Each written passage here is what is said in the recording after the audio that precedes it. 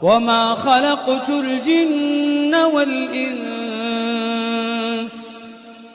إلا ليعبدون.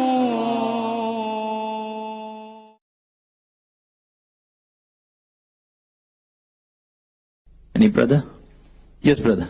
After the show, I read a comment on Twitter, on SRK, Sharokhan's Twitter, that he said that post-show he had some discussion with you, and he has mentioned that after a post-show I had a discussion with Dr. Zakir Naik and it was very enlightening. I would like to know what was that enlightening session with Dr. Shahrukh. Yes, after the show was over, I did chat with Shahrukh Khan for about half an hour, and it was a very good experience. I cannot discuss everything because many things were personal, so it would be wrong on me to say in public. I was meeting for the first time.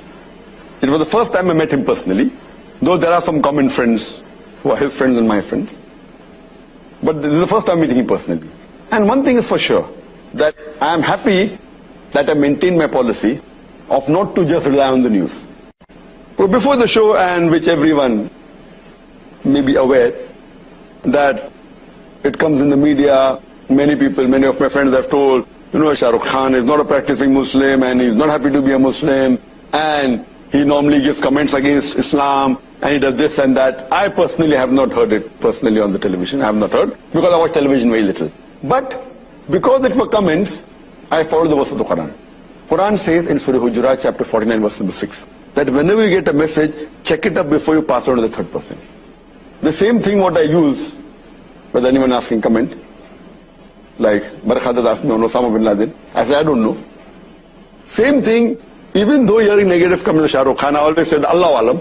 But what I heard him saying on the show, I'm not talking the chat after the show, what I heard him on the show, I felt, irrespective whether he's practicing or not, but his answers were far better than most of the Muslims on the show. Not counting, of course, Maulana Mahmood Madni, he's a close friend of mine. MashaAllah, he's a practicing Muslim. But leaving aside him, what answers he gave, compared to all the other Muslims on the show, his answers were more correct.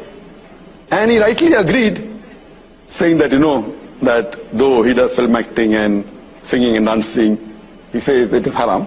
That was good of him. And he says that he has less knowledge. But he also said that for correct knowledge, you should ask the scholars and the ulamas and the maulanas. So his answers were far superior than the other people who were Muslim in the talk show.